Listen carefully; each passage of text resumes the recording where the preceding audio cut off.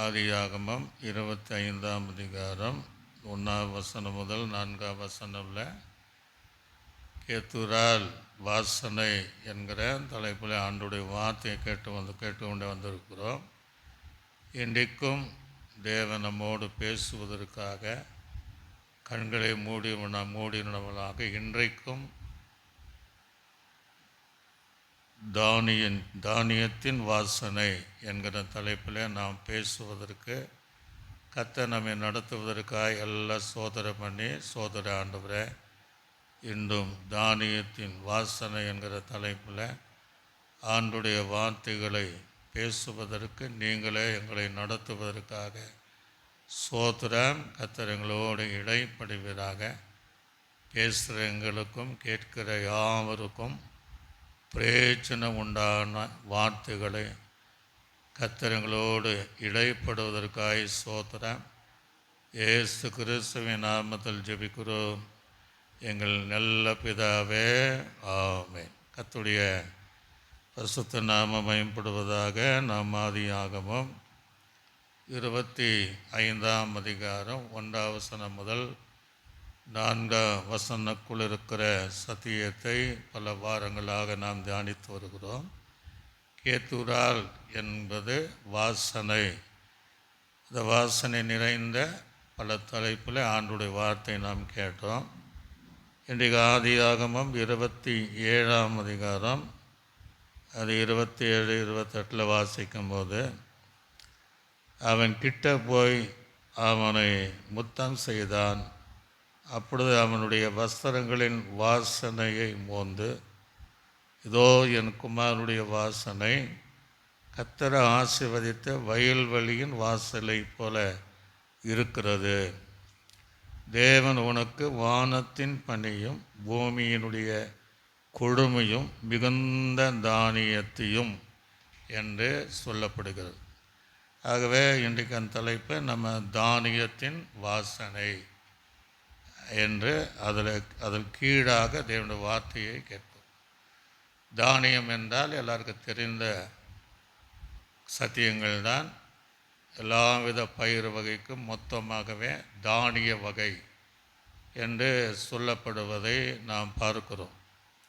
இந்த தானியத்துடைய வாசனை எப்போ வீசும் அப்படின்னா, சரியான அந்த விளைச்சல் நேரங்களில் நம்ம அந்த வயல் பக்கம் போனால் எந்த தானியம் நம்ம விதைத்திருக்கிறோமோ அந்த வாசனைகளை நம்ம கேட்க முடியும். ஒரு சொல்லலையா, அது முகர்ந்து நம்ம பார்க்கத்தக்க அந்த வாசனைகள் இருக்கும்.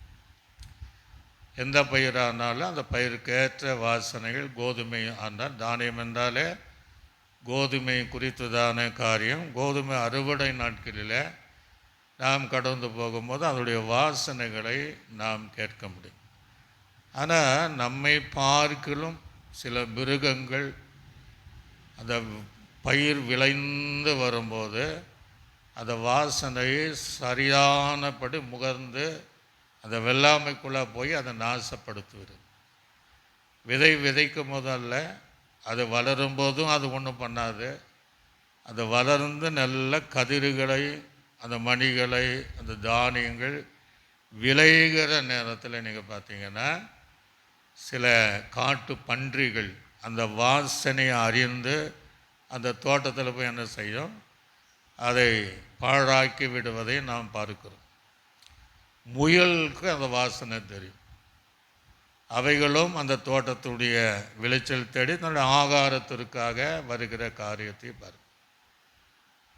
அதே போல் நீங்கள் பார்த்தீங்கன்னா காட்டு எருமை எல்லாம் செய்தியில் பார்க்குறோம். வெள்ளாம்பியை இரவு நேரத்தில் அப்படியே மோப்பம் பிடித்து அந்த விளைந்த இடத்துல போய் என்ன செய்யும், தனக்கு உண்டானவைகளை அந்த சாப்பிட்டு மீதியெல்லாம் நாசப்படுத்தி விடும். இன்னொன்று பார்த்திங்கன்னா காட்டு பன்றிகளும் அப்படி இருக்கும். இன்னும் குறிப்பாக ஒரு வாசனை வீசணும் மிருகம் அப்படின்னா எலி என்ன செய்யும், அந்த பயிர் விளைந்த நேரத்தில் போய் தோட்டத்தில் போய் அதுவும் சாப்பிட்டு அது நிறைய அந்த பந்துக்குள்ளே சேர்க்க வைப்பதை நம்ம பார்க்க முடிகிறது. ஆகவே அது ஒரு நல்ல வாசனையாக இருந்தாலும் அந்த வாசனையால் இருக்கப்பட்டு மிருகங்கள் ஒரு வேளை தாறுமாறாய் பண்ணியிருந்தாலும் அது நல்ல ஒரு வாசனை. அதே போல் நம்முடைய ஆவிக்குரிய வாழ்க்கை என்பது நல்ல வாசனைகளை முகர்ந்து பார்க்கிற தேவ பிள்ளைகளாக நாம் இருக்க வேண்டும். அல்ல சொல்லலையா? சில நேரங்களில் பார்த்திங்கன்னா எலியானாலும் காற்று பண்டியானாலும் அதை பிடிப்பதற்கு, அதை கத்திரி வைத்து அதை சிக்க வைப்பதற்கு என்ன செய்வாங்கன்னா, இன்னொரு வாசனை, தான் விரும்புகிற வாசனை ஒன்று வச்சுருப்பாங்க. அதில் அந்த நாளில் என்ன செய்வாங்கன்னா தேங்காவை சுட்டு வைப்பாங்க. சில நேரங்களில் என்ன செய்வாங்கன்னா கருவாடை சுட்டு வைப்பாங்க. இப்படி சுற்றி அதை வச்ச உடனே அந்த வாசனையை தேடி உள்ளே போவோம். வெளியே அதனால் என்ன செய்ய முடியாது, வர முடியாது. அது ஒரு சிறையின் அனுபவத்திற்குள்ளாகவே காணப்படும் தவிர, அது என்னதான் பிரயாசப்பட்டாலும் அந்த பிடியிலிருந்து, அந்த சிறையிலிருந்து அதனால் என்ன செய்ய முடியாது, வெளியே வர முடியாது. ஆக உலகத்தில் நம்ம மயக்கக்கூடிய தந்திரமான, நாம் சிக்க வைக்கக்கூடிய பல வாசனைகள் ஆவிக்குரிய ஜீவியத்தை கரைப்படுத்துவதற்கு அது தேவ பிள்ளையை விட்டு வைக்கல, பரிசுத்தவான்களையும் விட்டு வைக்கல. நீங்கள்லாம் அந்த நீதிமொழிகளை பார்த்தீங்கன்னா பரஸ்ரீ அப்படின்னு பைபிள் இருக்கு. அதாவது விபச்சாரம் செய்கிற ஒரு ஸ்ரீ தன் வஸ்திரங்களினாலும் தன்னுடைய ஆபரணங்களினாலும் தன்னை அலங்கரித்து பேதையான ஒருவனை அழைத்து, என் வீட்டுக்காரர் தூரமாக பொறுக்கிறாரு, வர பல நாள் ஆகிவிடும் என்று அவனை முத்தம் செய்து வசப்படுத்தி, நான் என்ன செஞ்சிருக்க, படுக்கை வெள்ளை போல வாசனையினால் அலங்கரித்து வைத்திருக்கிறேன் இப்படின்னு சந்தன மர வாசனை நிறைந்த இடமாக வச்சிருக்கிறேன். லவங்கு பட்டையினுடைய வாசனை ஓடு நான் ஆயத்தமாக இருக்கிறேன் என்று நயமாக தந்திரமாக அந்த வாசனை மாயமாலமான வாசனைக்கு பின்னாடி போயிட்டாங்கன்னா அவன் அடிக்கப்பட்ட மாட்டை போல எங்கே போகிறான்னு அவனுக்கு தெரியாது. கன்னிகளிலே சிக்கிற குருவியை போல அவருடைய ஆத்மா வேட்டையாடி போனவன் திரும்பி வர முடியாத அளவுக்கு அங்கே சிறைப்பிடிக்கப்பட்டு எல்லாமே ஒன்று இல்லாதவனாய் அவனும் காணப்படுவான் என்று வேதம் சொல்லு. இந்த காரியத்தில் நிறைய நம்ம பார்க்குறோம். இந்த காலங்கள் நிறைய பரிசுத்தவான்கள், திருமணம் செய்தவர்கள் இப்படிப்பட்ட ஜீவியத்தை ஈடுபடுகிறவளோடு அவர்கள் தவறான இந்த காரியத்தை செய்து அதிலிருந்து இந்நாள் வரையும் வெளியே வர முடியாதபடி இருக்கிற எத்தனையோ தேவ பிள்ளைகளையும் பிரகாசித்திருக்கிற தேவனுடைய பரிசுத்தவான்களையும் அநேக குறித்து நம்ம கேள்விப்படுகிறோம். அல்லேலூயா. என அறிந்த அனுபவத்தில் நல்லா வளர்ந்தவர்கள், செழிப்பாக இருந்தவங்க, ஆனால் இந்த மாதிரி விஷயத்துக்கு போய் இந்த நாள் வரையும் அவங்களால எழும்ப முடியாதபடி அந்த சூழ்நிலையிலிருந்து இந்த எலி சிக்கின மாதிரி வர முடியாத சூழ்நிலையில் இருக்கக்கூடிய அநேகருடைய ஜீவியத்தை நாம் பார்க்க முடிகிறது. அது ஆழமான கிணறு. அவன் போனால் திரும்பி வர முடியாது என்று வேதம் சொல்லுகிறபடி, ஆக பூமியில் இருக்கக்கூடிய நம்ம தேவனுக்கென்று ஒரு பரிசுத்தமான வாசனை வீசக்கூடியவர்களாக, நமக்குள் இருக்கிற சாந்தம் என்கிற வாசனை, இச்சை அடக்கம் என்கிற வாசனை வீசக்கூடியவளாக இருந்தாலும் இப்படிப்பட்ட சூழ்நிலைகளுக்கு நம்ம ஏமாந்து வஞ்சித்து அந்த தந்திரமான அந்த சுபாவத்திற்கு இடம் கொடுக்காம ஆண்டுடைய பலத்தால் கடைசி வரை நிற்பதற்கு அவருடைய பலத்தால் மாத்திரம் நிற்க முடியும். அல்லேலூயா. வேதாகமத்தில் நிறைய பேர் நம்ம பார்க்க முடியும். இப்போ இந்த இடத்துல தானியத்துடைய வாசனை என்று நாம் பார்க்கிறோம். பொதுவாகவே அந்த காலத்தில் இருக்கிறவர்கள் தானியம்தான் அவங்களுக்கு ஆகாரமாக இருந்துச்சு. இந்த தானியம்தான் அவருடைய சரீரத்தினுடைய வளர்ச்சிக்கு எதுவான காரியமாக இருந்துச்சு. ஈசாக்கு யாக்கோபை அப்படிதான் ஆசீர்வதிக்கிறார். கர்த்தர் உன்னை மிகுந்த தானியத்தினாலும் உன்னை ஆசீர்வதிப்பார். அல்லேலூயா. ஆக அதே யாக்கோபுடைய ஜீவிதத்தில் எதிர்மாறாத ஒரு ஜீவியம் நடந்தது. ஒரு பஞ்சக்காலம் வந்தது. இந்த பஞ்சக்காலெல்லாம் வரும் என்பதை அறிந்துதான் தரிசனத்தை கண்ட சொப்பனத்தை கண்ட யோசேப்பு அண்ணன் தம்பியினால இஸ்மவேலருக்கு விற்று அவரை எகிப்துக்கு பார்வோனிடத்தில் விற்று கிட்டத்தட்ட அங்கே அநேக வருஷங்களாக அந்த யோசேப்பு அங்கே இருந்தார். ஒரு அல்லேலூயா. ஆண்டவர் அதெல்லாம் நோக்கத்தோடு செய்கிறார். செய்யாத தவறுக்காக சிறையிலே அடைக்கப்பட்டான். அப்போ அந்த இடத்துல ஒரு சுயபாகி இருந்தான், பானபாத்திரக்காரன் இருந்தான். அவளுக்கு அந்த சொப்பனத்துடைய அர்த்தத்தை சொல்லி அதன்படியே அவளுக்கு நடந்து நீங்கள் போனால் என்னை கொஞ்சம் நினச்சிடுங்கன்னு அவங்க மறந்துட்டாங்க.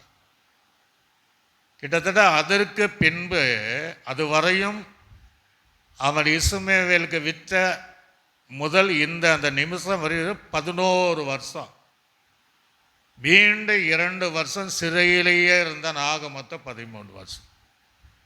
17வது வயதில் விற்கப்பட்டான். 30வது வயது ஆக போகுது. ஒரு அல்லேலூயா. அப்போ பார்வோன்னு ஒரு தரிசனத்தை பார்க்குற சொப்பனத்தை நதியண்டையில் நிற்கிற மாதிரி, எகிப்தின் நதியண்டையில் நிற்கிற மாதிரி ஒரு சொப்பனத்தை பார்க்கிறார். பார்த்தான அந்த நதியிலிருந்து புஷ்டியுமாக கொடுமையான 7 பசுக்கள் எழும்பி வருவதை பார்க்கிறார். அதுக்கு பின்பாக மீண்டும் அதிலிருந்து பார்த்திங்கன்னா கேவலமான அருவருப்பான ஒரு 7 பசுக்கள் எழும்பி அந்த புஷ்டிமையும் கொடுமையாக இருந்ததை விழுங்கி விடுவதை பார்க்கிறார். ஆனால் உடனே கலங்குறான். சொப்பனத்துக்கு அவனை பதில் சொல்ல தெரியாது. மீண்டும் அப்படி நித்திரை ஆகும்போது அதே போல் இன்னொரு சொப்பனத்தை ஒரு கதிரிலிருந்து தானில் 7 கதிர்கள் பூர்ணமாய் விளைந்த தானியத்தை பார்க்கிறார். அதுவும் பார்த்துட்டு மீண்டும் அதே போல் தீர்ந்து போன சாவியான கீழ்காற்றினால தீர்ந்து போன சாவியான 7 கதிர்கள் அந்த நல்ல கதிர்களை விழுங்குவதையும் பார்க்கிறார். ஒரு அல்லேலூயா. அந்த தானியத்தை விழுங்குவதை பார்க்க மந்திரவாதி கூப்பிட்றான், சூனியக்காரனை கூப்பிட்றான்.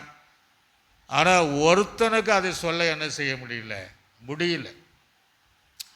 அப்போ தான் அங்கே சொப்பனத்தில் ஒருவன் அந்த சுயபாகி அவன் அதை நினைத்து இப்படி யோசேப்பு என்கிறவன் ஒருவன் இருக்கிறான், அவனிடத்தில் தேவனுடைய ஆவியானவர் கிரியை செய்கிறான். உடனே அந்த ராஜா கூப்பிட்டு வர்றார். அப்போ அந்த சொப்பனத்துக்கு அர்த்தம் சொல்கிறான்.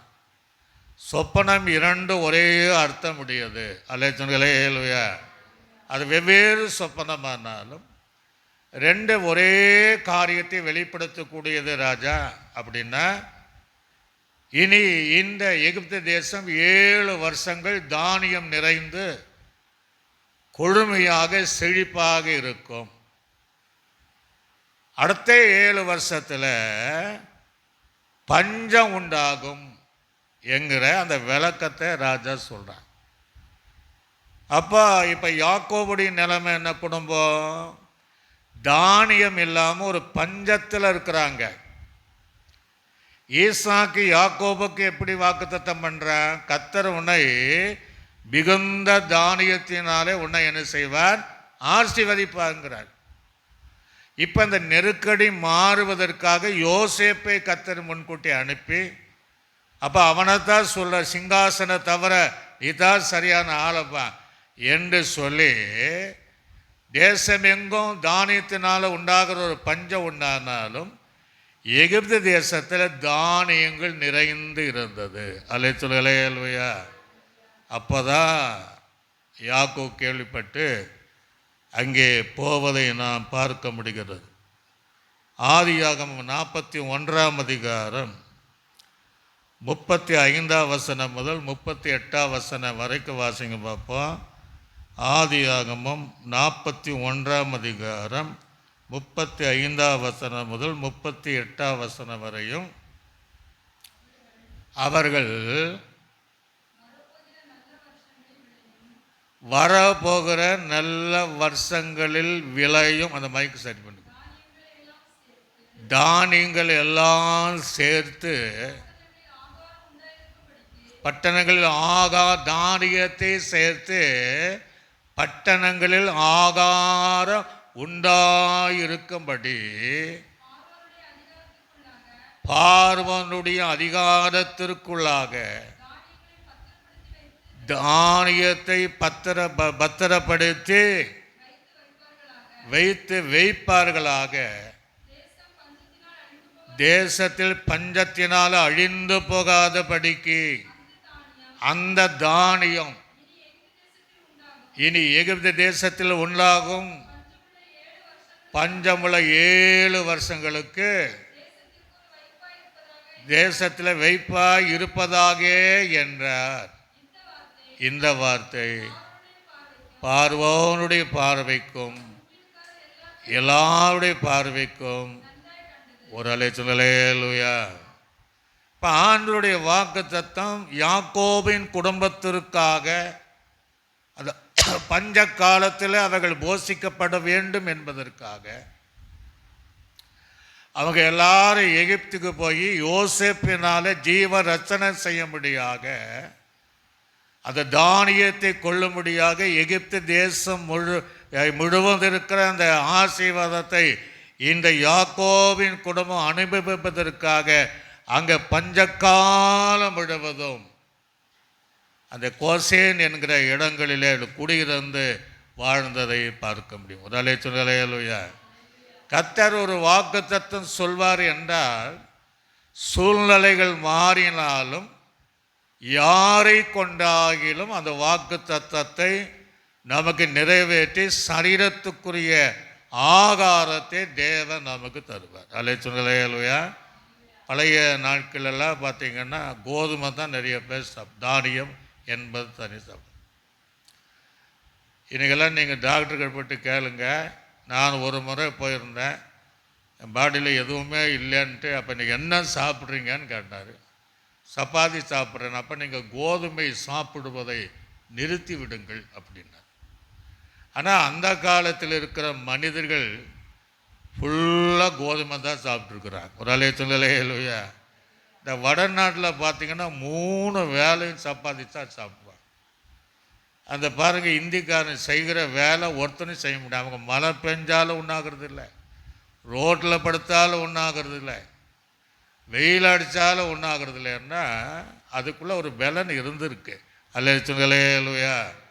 ஆக அந்த சரீரத்துக்குரிய தானியத்தினால அந்த யாக்கோபின் குடும்பத்திற்கு ஈசாக்கு சொன்ன வாக்கு தத்தத்தின்படி நிறைவேற்றினவர் நம்முடைய ஜீவிதத்திலும் அந்த தானியம் என்கிற வாசனை போல நம்முடைய ஜீவிதத்தில் நம்முடைய சரீரத்துக்கு தேவையான அந்தன்றுள்ள ஆகாரங்களை தந்து தேவன் நம்மை அற்புதமாய் நடத்துவார். அல்லேலூயா. இன்னொரு வசனத்தில் பார்த்துக்கும் போது வானத்தின் தானியம் என்று இருக்கிறது.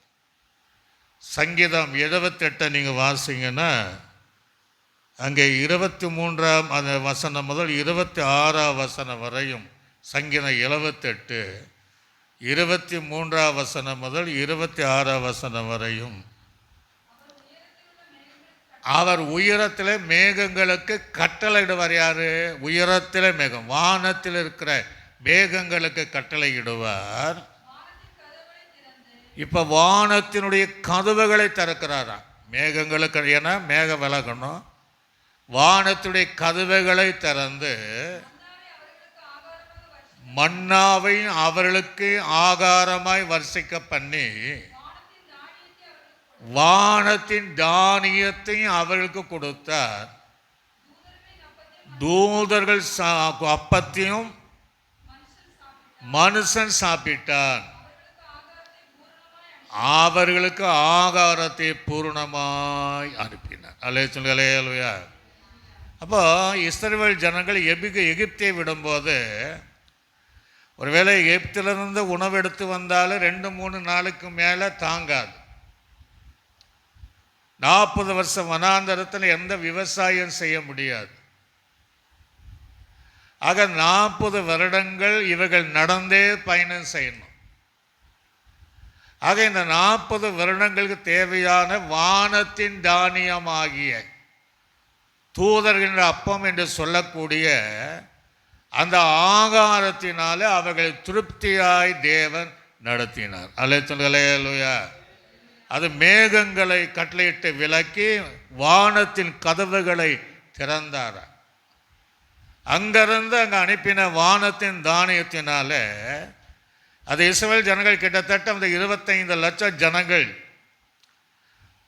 அந்த எல்லா 40 வருஷங்களும் அந்த வானத்தின் தானியினால் போஷிக்கப்பட்டதனால தான் அவர்களிலே பெலிவனப்பட்டவன் ஒருவனாக இல்லை என்று வேதம் சொல்லு.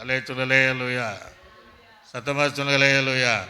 அது கால் வீங்கவே இல்லை அப்படின்ட்டு பைபிள் இருக்கு.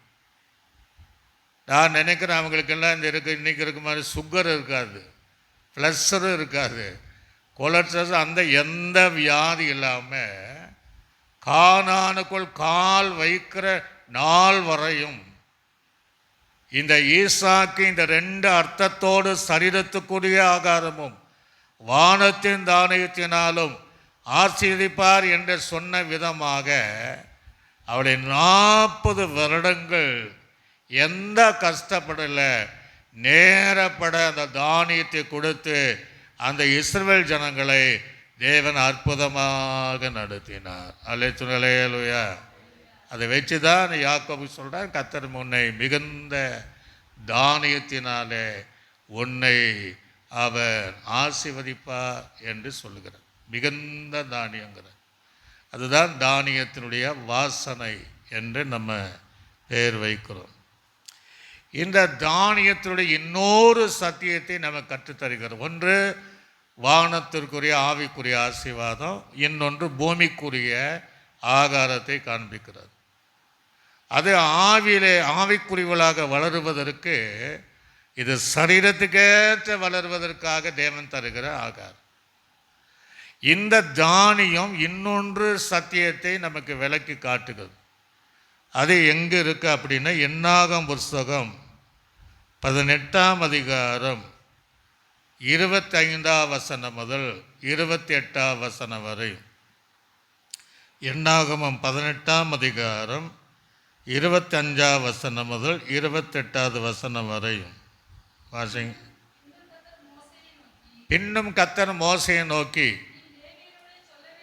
நீ லேவியரோடு சொல்ல வேண்டியது என்னவென்றால், இப்போ இஸ்ரவேலுக்கு என்ன வாங்கணுங்க பின்னாடி வரும்பார். நீ இஸ்ரவேல் புத்தருடைய கையில் வாங்கி கொள்ளும்படி நான் உனக்கு சுதந்திரமாய் கொடுக்கும் தசம பாகத்தை நீங்க அவங்க கையில் வாங்கும்போது, தசம பாகத்தை 10ல் 1 பங்கை கர்த்தருக்கு ஏறெடுக்கும் படைக்கும் படைப்பாக செலுத்த வேண்டும். நீங்க ஏறெடுக்கும் படைப்பு, இந்த படைப்பு எப்படி இருக்கணுமா? களத்தில் இருக்கிற தானியத்தை போலவும் ஆலயத்தின் ரசத்தை போலவும். ஓலாலே சொல்லலேலுயா. இந்த தசமபாகத்தை சொல்றாரு, களத்தில் இருக்கிற தானியத்தை போலவும் ஆசாரியனுக்கு ஆகாரம் உண்டாகும்படியாக அந்த தசம பாகத்தை அந்த தானியத்திற்கு ஒப்பிட்டு, களத்தில் இருக்கிற தானியத்தை ஒருவனால் எண்ண முடியாது, அதை குவித்து வைத்திருப்பார்கள். ஆகவே நீங்கள் ஏறெடுக்கிற அந்த படைப்பானது உங்களுக்கு ஆகாரமாக இருக்கும்படி இஸ்ரவேலுடைய கையில் அதை நீங்கள் வாங்கணும். அல்லேலூயா. பின்னாடி வாசிங்க பார்ப்போம் சீக்கிரமாய். விட்ட வசனத்தில் வாசிங்க. நீங்கள் இப்படியே இஸ்ரவேல் புத்திரர் கையில் வாங்கும் தசமமாகி உங்கள் பங்குகளை எல்லாம் நீங்கள் கர்த்தருக்கு நேரடிக்கு படைப்பை ஏறெடுத்து படைத்து அந்த படைப்பை ஆசாரியனாக ஆரோனுக்கு கொடுக்க வேண்டும். உங்களுக்கு கொடுக்கப்படுகிற ஒவ்வொரு காணிக்கையும் உள்ள உச்சதமான பரிசுத்த பங்கு எல்லாம் கர்த்தருக்கு ஏறெடுக்க படைப்பாக செலுத்த வேண்டும். அல்லேலூயா. அந்த காலத்துடைய பழைய விசுவாசிகள் அது செய்வாங்க. தோட்டத்தில் விளையக்கூடிய நெல்லானாலும் மற்ற தானிய வகையானாலும் சாக்கு பையில் நிரப்பி என்ன செய்வாங்க, அது முதல் பலனை. இப்போ நம்ம பட்டணத்தில் அந்த விவசாயம் கிடையாது, கிராமப்புறத்தில் இன்னும் அதை வைத்திருக்கிறாங்க. 10 மரக்கால்னா ஒரு மரக்கால் தேவ ஆலயத்தில் போய் அதை கொடுப்பது வழக்கம். இது எங்கிருந்து வந்ததுன்னா, அந்த நாள் தேவன் சொன்ன அந்த சத்தியத்தின்படி இந்த நாள் வரை செய்கிறவள் இருக்கதான் செய்கிறாங்க. ஒரு அலையா. அது களத்தில் இருக்கிற தானியத்தை போல என்று அங்கே சொல்லுகிறார். நீதிமொழிகளின் புஸ்தகத்தில் அங்கே 3ஆம் அதிகாரம் 9ஆம் வசனம் 10ஆம் வசனத்தை வாசிங்க. நீதிமொழிகள் 3ஆம் அதிகாரம் 9, 10 வாசித்து பாருங்க. உன் பொருளாலும்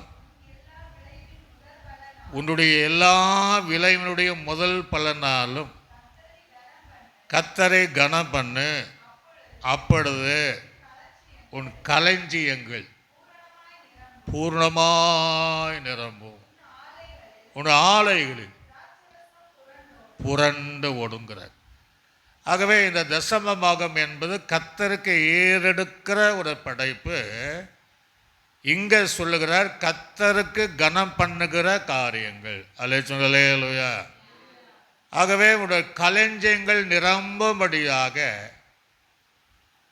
உன்னுடைய கையின் பிரயாசங்கள் எதுவோ அதன் முதல் பலனை, அந்த உச்சிதமான காரியத்தை கர்த்தருக்கென்று செலுத்தணுங்கிறார்.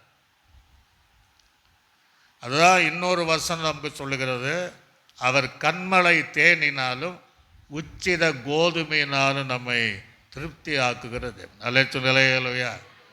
நாம் இந்த சத்தியத்தை அறிந்து இந்த தானியத்துடைய வாசனைகளின் படி நம்ம வாழ்ந்தால் நம்முடைய ஜீவியங்கள் கையின் பிரயாசங்கள் எல்லாமே வாசனையாக தேவனை பூமியில் நிலைநாட்டி எந்த ஒரு குறையாக இல்லாமல் களஞ்சியங்கள் நிரம்பத்தக்க ஆசீர்வாதத்தை தேவன் நமக்கு தருவார். அல்லேலூயா. இது உபாகமத்தில் கூட எழுதுகிற 7ஆம் அதிகாரம் 13ஆம் வசனம் முதல் 15ஆம் வசனம் வரைக்கும் வாசிங்க. உபாகமம் 7ஆம் அதிகாரம். உன்மேல் அன்பு வைத்து உன்னை ஆசீர்வதித்து உனக்கு கொடுப்பேன் என்று உன் பிதாக்களுக்கு ஆணையிட்டு கொடுத்த தேசத்தில் உன்னை பெருக பண்ணி உன் கற்ப கனியையும் உன் நிலத்தின் கனிகளாகிய தானியத்தை, நம்ம எதை கொடுத்தாலும் உன் தானியத்தையும் திராட்சரசத்தையும் உன் எண்ணெயையும் உன் மாடுகளின் பலனையும் ஆட்டு மந்தையை ஆசீர்வதித்து சகல ஜாதிகளையும் ஜனங்களை பார்க்கிலும் நீ ஆசீர்வதிக்கப்பட்டிருப்பாய். உங்களுக்குள்ளும் மிருக ஜீவன்களுக்குள்ளும் ஆணிலாவதும் பெண்ணிலாவது மலடியாய் இருப்பதில்லை. ஒரு அல்லேலூயா.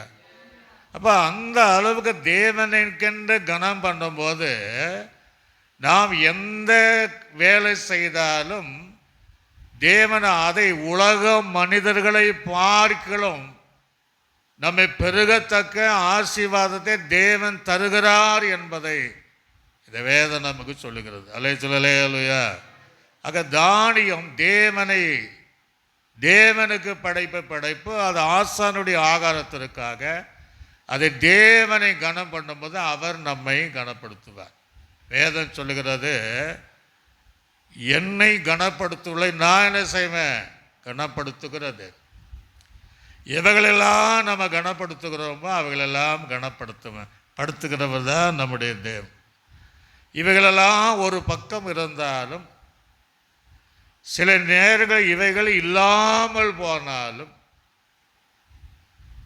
கர்த்தருடைய பிள்ளைகள் எப்பொழுது மகிழ்ச்சியாக இருக்க வேண்டும் என்று இன்னொரு சத்தியத்தை நமக்கு கற்றுத்தருகிறது. எப்போது சந்தோஷமாக இருக்கணுமா? தானியம் இல்லாமல் போனால், ஒன்றுமே இல்லாத சூழ்நிலையில் தேவனுடைய பிள்ளைகள் சந்தோஷமாக இருக்கணுமா? சங்கீதத்தின் புஸ்தகத்தில் 4ஆம் சங்கீதம் 7ஆம் வசனம் 8ஆம் வசனத்தை வாசிங்க. அவர்களுக்கு, உலக மனிதர்களுக்கு தானியம் திராட்சரசமும்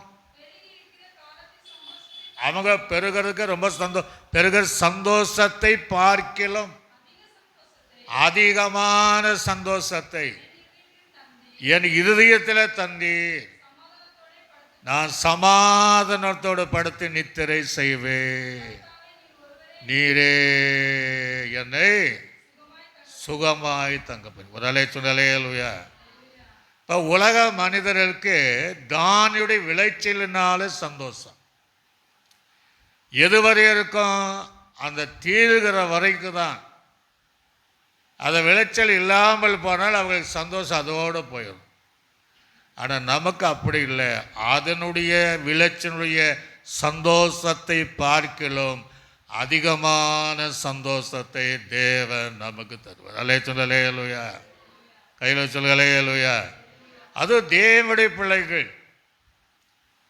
பவுல் சொல்லும்போது, நான் வாழ்ந்திருக்க தெரியும், தாழ்ந்திருக்க தெரியும், நான் பசியாக இருக்க பட்டினியாக இருக்க எனக்கு தெரியும், நான் மனரமியமாக இருக்க கற்றுக்கொண்டேன் என்று சொன்னதை போல அந்த சூழ்நிலையில் நம்முடைய முகம் வாட்டம் இல்லாமல் நம்முடைய ஆத்துமா நல்ல பலன் அடைந்து மற்ற உலகத்துடைய ஆசீர்வாதம் பெற்ற ஜனங்களுடைய சந்தோஷத்தை பார்க்கலாம், அந்த மகிழ்ச்சியை பார்க்கலாம், நமக்கு அதிகமான சந்தோஷத்தை தருவார்.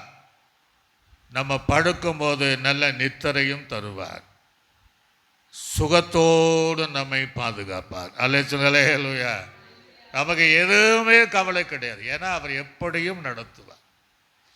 ஆனால் அவங்களுக்கு விளைச்சல் என்னென்ன தூக்கம் போயிடும், அவங்களுக்கு விளைச்சல் உடனே சுகமும் போய்விடும். ஆனால் நமக்கு எது இல்லைனாலும் கர்த்தர் மிகுந்த சந்தோஷத்தை தருகிறார். இதே ஆபுக்கோப்பு என்கிற தீர்க்கதரிசி கூட எழுதும்போது, ஆபுக்கோப்பு எழுதும் 3ஆம் அதிகாரம் 17ஆம் வசனம் 18ஆம் வசனத்தை வாசிங்க. ஆபுக்கோப் 3 17 18ஆவது வசனம் வாசிங்க. அத்திமரம் துளிர் விடாமல் போனாலும் திராட்சை செடியில் பலன் நட்டு போனாலும்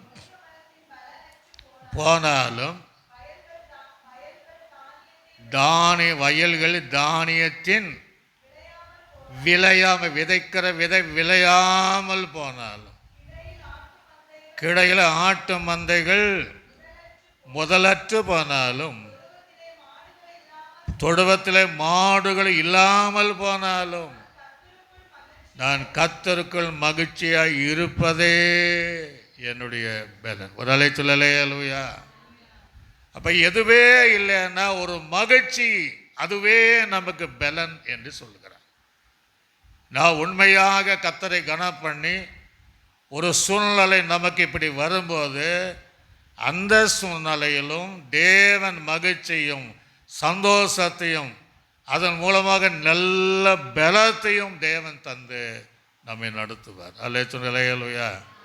அதுதான் ஈசாக்கு இதை எல்லாம் நினைத்து யாக்கோபை மிகுந்த தானியத்தினால உன்னை ஆசீர்வதிப்பார் என்று அவன் சொல்லுகிற காரியத்தை நாம் பார்க்க முடிகிறது. இந்த தானியத்தை அல்லது கோதுமை மணியை தேவன் ஆத்துமாவுக்கு ஒப்பிட்டு பேசுகிற புதிய ஏற்பாடு காலத்தில் ஒரு காரியத்தை நாம் பார்க்க முடிகிறது.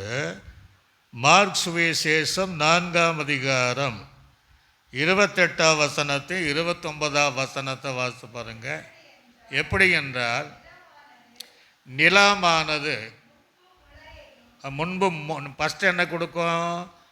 வெதிச்சிட்டான முளைத்து வருகிற முளையும், பின்பு வளர வளர கதிரையும், கதிரில் தான் நிறைந்த தானியத்தையும் பலனாக தானாய் கொடுக்கும். பயிர் விளைந்து அறுப்பு காலம் வந்தவுடனே அறுக்கிறதுக்கு ஆட்களை அனுப்புகிறார் என்றார். நோக்கி தேவனுடைய போதும் அறுப்பு மிகுதி, வேலை ஆட்கள் குறைவுங்கிறார். இது ஆத்துமாவுடைய அறுவடையை கர்த்தர் சொல்கிறார். முளைத்து பயிராகி கதிர்விட்டு தானியங்கள் நிறைந்திருக்கிற அனுபவத்தை சொல்கிறார். ஆகவே ஆத்தும அறுவடை, ஆத்தும பாரத்தை, ஆத்தும ஆதாயம் பண்ணுகிற ஒரு சத்தியத்துக்கு ஒப்பிட்டு தான் இந்த வேதம் நமக்கு சொல்லுகிறது. அல்லேலூயா. ஆத்தும ஆதாயம் பண்ணுகிறவன் எல்லா அந்த விளைச்சல் ஆயத்தமாக இருக்கான். ஆகவே அந்த அறுவடைக்கு ஆட்களை அனுப்புவதை போல இன்னைக்கு உலகமெங்கிலும் எத்தனையோ இடங்களிலே எத்தனையோ கோடியான ஜனங்கள், ஊழியர்கள் அந்த ஊழியத்திற்காக அனுப்பி அப்படிப்பட்ட ஒரு அறுவடையினுடைய ஊழியத்தை, ஆத்தும ஆதாயத்துடைய ஊழியத்தை செய்து வருகிறவர்கள் ஏராளம் பேர் இருக்கத்தான் செய்கிறாங்க. அல்லேலூயா. நமக்கு அந்த ஆத்தும பாரம் உண்டாகவே போய் அந்த பற்றிப்பட்ட ஊழியங்களை செய்வதற்காக நம்மை அர்ப்பணிக்கக்கூடியவர்களாக நாம் மாற்ற வேண்டும்.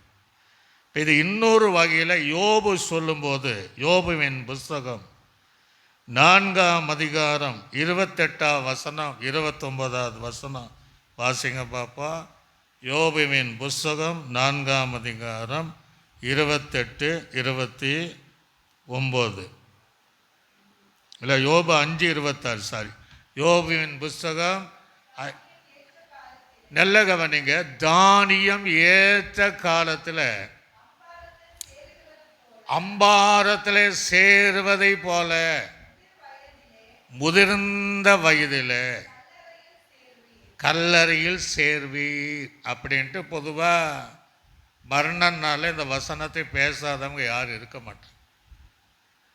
ஆனால் இந்த வசனத்துடைய முழுமையான அர்த்தம் அப்படின்னா, விளைந்த முதிர்ந்த அந்த கோதுமை மணியை ஒரு அம்பாரத்தில் சேர்த்து வைப்பார்கள். இந்த வீட்டிலலாம் அந்த நாளில் அத்தையம்மா அப்படின்னு ஒன்று வச்சுருப்பாங்க. அந்த காலத்தில் அதுக்குள்ளே எல்லா பொருளும் சேர்த்து வைத்திருப்பாங்க. அதான் களஞ்சியம். ஆக இதை எதை சொல்கிறாருன்னா, அந்த யோபு அந்த சூழ்நிலையில் இந்த கோதுமை மணி முதிர்ந்த வரும்போது அம்பாரத்தில் சேர்க்கப்பட்டு கல்லறை வரை அப்படின்னு சொல்கிறாருன்னா, யோபுவை அந்த கடைசி வரை பாதுகாத்து நடத்துவதாக கொடுக்கப்பட்ட ஒரு வாக்குத்தத்த வசனம். ஒரு அல்லேலூயா. இப்போ இருக்கிற சூழ்நிலையிலும் தேவன் உன்னை விடமாட்டார். உன்னை மரண நாள் வரையும், தேவன் வைத்திருக்கிற அந்த காலங்கள் வரையும் தானியம் அம்பாரத்தில் சேர்க்கப்படுவதை போல நீ கல்லறையில் சேர்க்கப்படுகிற வரையும் உன்னை பாதுகாப்பாக வைப்பார். அல்லேலூயா. உன்னை பத்திரமாக வைப்பார் என்பது அர்த்தத்தில் தான் சொல்லப்படுகிற காரியம். இந்த தேவன் என்றென்றும் உள்ள சதா கால நம்முடைய தேவன். அவர் மரண பரியந்தம் என்ன செய்வாரா? நடத்துவார். ஒரு அல்லேலூயா. கடைசி வரையும் நம்மை பாதுகாப்பாக, தேவ பிள்ளைகளை பத்திரமாக தன் கரங்களிலே வைத்து அனுதினமும் எத்தனை ஆயுசு நாட்கள் வரை இந்த பூமியிலே தேவன் வைத்திருக்கிறாரோ அதுவரையும் இந்த தானிய அம்பாரத்தில் சேர்க்கப்படுவதை போல தேவன் கடைசி நாள் வரையும் தேவ பிள்ளைகளாகிய நம்மை பாதுகாப்பார். இடையில எத்தனை சோதனை வரலாம், எத்தனை பலவீனங்கள் வரலாம், எத்தனையோ மரணத்துக்கு நமக்கு ஒரு அடி தூரம் வரலாம், எத்தனை சூழ்நிலைகள் வந்தாலும், இனி அவ்வளவுதான் என்று மருத்துவர் சொல்லக்கூடிய காலங்கள் வந்தாலும், தேவன் வைத்திருக்கிற காலங்கள் வரையும் பத்திரமாக பாதுகாப்பாக அந்த தானியத்தை வைப்பதை போல வெளியேறப்பட்ட தன்னுடைய ஆத்துமாவை கடைசி காலங்கள் வரையும் தேவன் நம்மை நடத்துவார். அலைச்சுங்களையா அடு சொல்றாரு இல்லையா, அதோ உலகத்தினுடைய முடிவு பரியந்தம் நான் உங்களோடு என்ன செய்வேன், இருப்பேன்னா நம்மை பாதுகாப்பதற்காக தேவன் நம்மை நடத்துகிறார் என்பதை நாம் அறிந்து கொள்ள வேண்டும். இதே இன்னொரு பக்கத்தில் நாம் வாசிக்கும் போது லூக்கா சுவிசேஷம் எடுத்துக்கொள்ளுங்க, 3ஆம் அதிகாரம். லூக்கா சுவிசேஷம் 3ஆம் அதிகாரம், அதில் 16வது வசனத்தையும் 17வது வசனத்தையும் வாசிங்க. யோவான் எல்லாருக்கும் பிரதித்திரமாக, நான் உங்களுக்கு ஜலத்தினால் உங்களுக்கு ஞானஸ்நானம் கொடுக்கிறேன், என்னில் வல்லவர் ஒருவர் வருகிறார். ஒரு அல்லேலூயா. யோவான், அவன் பேர் யோவான் ஸ்நானகனாக மாற்றினான். காரணம்னா யோர்தானில் 24 மணி நேரமும் ஞானஸ்நானம் கொடுத்ததுனால பேர் அவனுக்கு வந்தது. இயேசுவுக்காக வழிகளை செவ்வைப்படுத்தும்படியாக, ஆத்துமாக்களை தேவனுக்கு நேராக திருப்பும்படியாக அவன் இயேசுவுக்கு முன்பாக வந்து யோர்தானிலே ஞானஸ்நானம் கொடுத்து வரும்போது எல்லாரும் என்ன நினச்சிருப்பாங்க, இவன் தான் பெரியவன் நினச்சிருப்பாங்க. அப்போ அந்த சூழ்நிலையில் நான் அல்ல, எனக்கு பின்னாக ஒரு வல்லவர் வருகிறார். ஒரு அல்லேலூயா. நான் அல்ல, ஏன்னா ஜனங்க இவன் சொல்ல வேண்டிய அவசியம் கிடையாது. அதுதான் அங்கே சொல்லப்படுகிறது.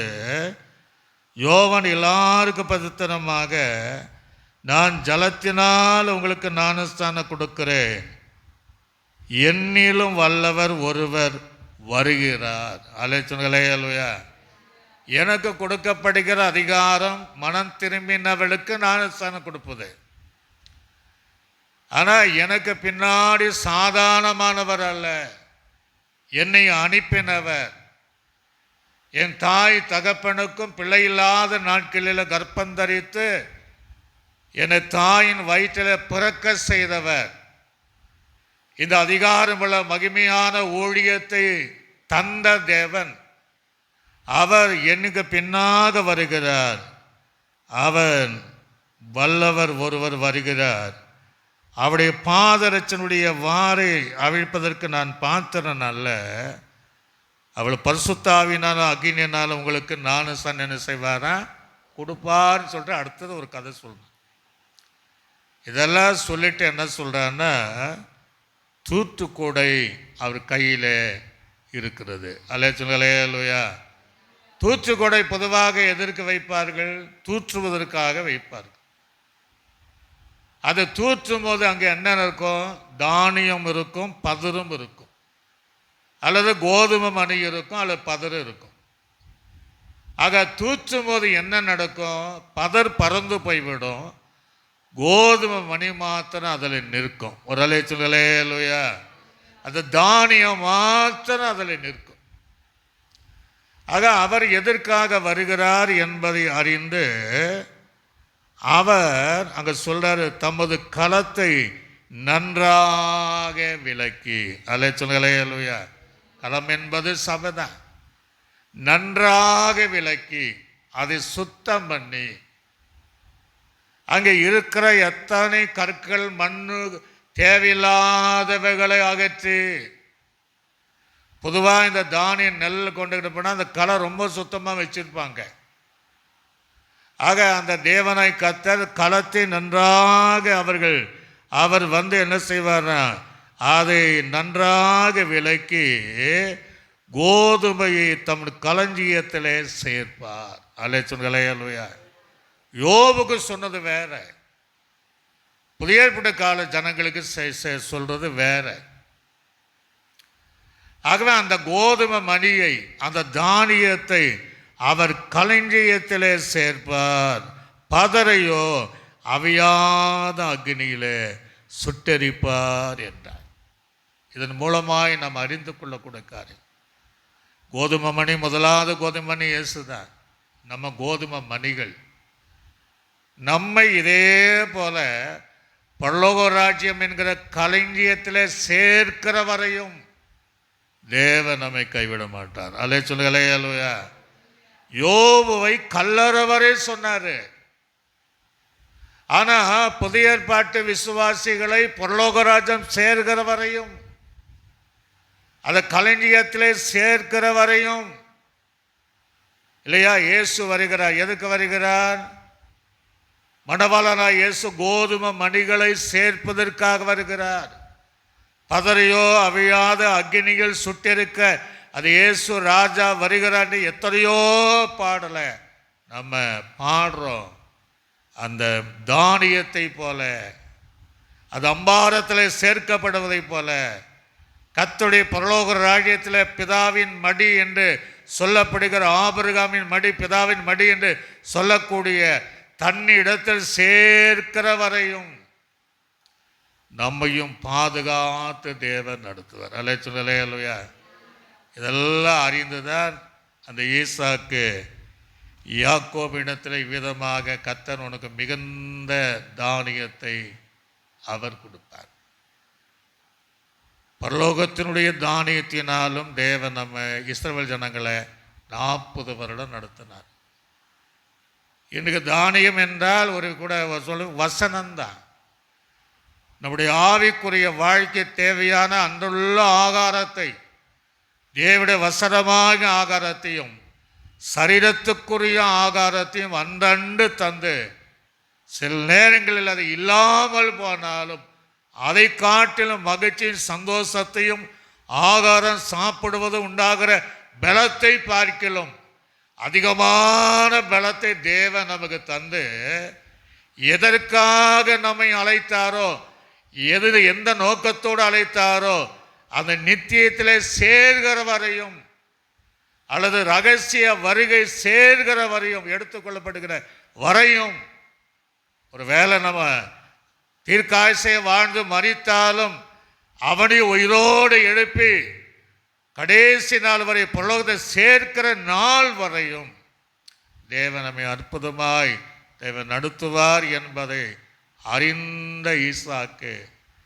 தன் யாக்கோபை மிகுந்த தானியத்தினால் உன்னை ஆசீர்வதிப்பார். அல்லேலூயா. அதுதான் நமக்குள்ள இருக்கிற அந்த தானியத்துடைய வாசனை நிறைந்த வாழ்க்கை வாழணும். அதற்காக தேவன் சமூகத்தில் சாட்சியோடு கூட வாழ்வதற்காக நம்ம அர்ப்பணித்தால் கடைசி நாள் வரையும் நம்மை நடத்துவார். எல்லா கண்களையும் மூடின கொள்ளாக அப்படியே கொஞ்ச நேரம் கர்த்தரை நாம் ஸ்தோத்திரம் பண்ணி எல்லாம் ஸ்தோத்திரம் பண்ணுங்க. தீபாவளி மிகுந்த தானியத்தினாலும் வானத்தின் தானியத்தினாலும் மேகங்களுக்கு கட்டளையிட்டு வானத்தின் கதவுகளை திறந்து 40 வருடங்களாக தேவன் அவளுக்கு தானியம், தூதருடைய அப்பத்தை தேவன் கொடுத்து போஷித்ததை போல பூமிக்குரிய தானியத்தினாலும் இஸ்ரவேல் ஜனங்களை போஷித்து நடத்தினதை போல அது தேவனுக்கென்று முதல் பலனை தசம பாகத்தை காணிக்க கொடுக்க வேண்டும் என்கிற சத்தியத்தை கற்றுத்தந்து வருகை வரையும் உள்ள அநேக காரியத்தை கற்றுத்தந்ததை போல நம்மை கோதுமை மணியை போல வைத்திருக்கிறார். வாசனை நிறைந்த ஜீவியத்தை தந்திருக்கிறார். அதுக்காக எல்லாம் சோத்திர பண்ணுங்க. சோத்திர சோத்திர சோத்திர தீபால அந்த யோபுக்கு சொன்ன வார்த்தை, ஆண்டவரே, யோவான் சானகன் மூலமாக சொல்லப்பட்ட வார்த்தையின்படி அமர்ந்திருக்கிற கேட்கிற எங்கள் ஜீவியத்தில் பரலோகராஜன் சேர்க்கிற வரையும் எங்களை நடத்துவதற்காய் சோத்திரம். இயேசுவின் நாமத்தில் ஜெபம் நல்ல பிதாவே. ஆமென்.